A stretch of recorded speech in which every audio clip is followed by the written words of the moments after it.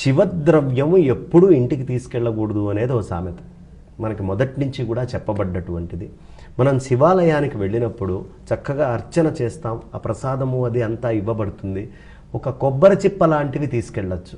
ఎలా తీసుకెళ్ళాలి అవి కూడా అంటే, మనం ఒక బిల్వపత్రాన్ని తీసుకొని వెళ్ళి నందీశ్వరుడి దగ్గర పెట్టి, మిగతా ప్రసాదాలు ఏవైనా ఉంటే తినగలిగినంత అక్కడ తిని, మిగతావి నందీశ్వరుడి దగ్గర మిగతా వాళ్ళకి పంచడము ఇత్యాదులు చేసి అక్కడ పెట్టి కొబ్బరి చిప్పలు లాంటివి మాత్రం ఇంటికి తీసుకెళ్ళచ్చు.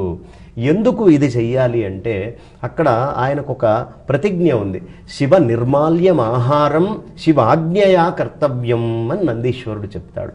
శివుడి యొక్క నిర్మాల్యమే ఆయనకు ఆహారమట, శివుడి ఆజ్ఞ ఆయన కర్తవ్యం. ప్రతి పశువుకి అదే కదమ్మా, మనకైనా ఎవరికైనా శివుడి యొక్క నిర్మాల్యాన్నే ఆహారంగా మనం తీసుకోవాలి.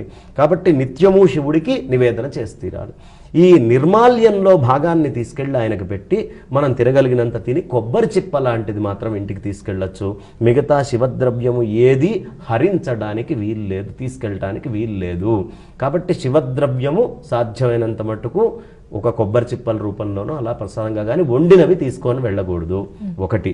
రెండో విషయము, మనము చక్కగా చండీశ్వరుడి గురించి అడిగారు. చండీశ్వరుడి యొక్క ప్రత్యేకత ఏమిటి అంటే, చండీశ్వర నాయనారని ఒక నాయనారు ఆయనకి అసలు చెవులు వినపడవు.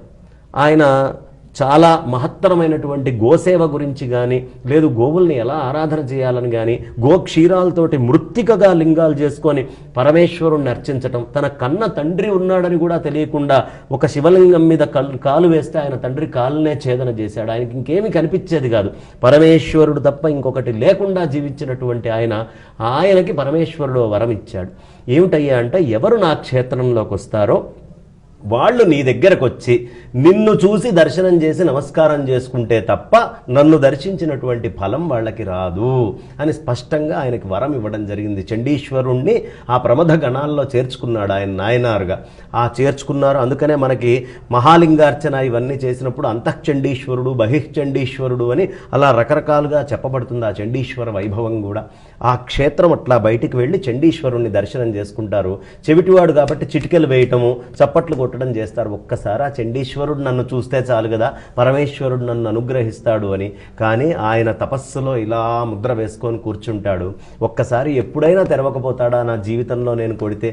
ఒక్కసారి ఆయన చూస్తే వాడు కైలాసంలో ప్రమథగణాల్లోకి వెళ్ళిపోయినట్టే.